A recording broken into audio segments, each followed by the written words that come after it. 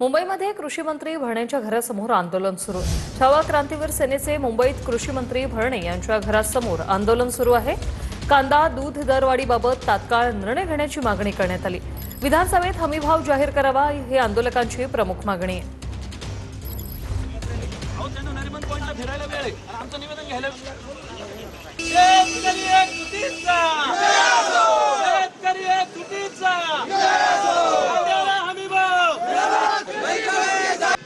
कृषी मंत्री शेतकऱ्याला घाबरायला लागले का?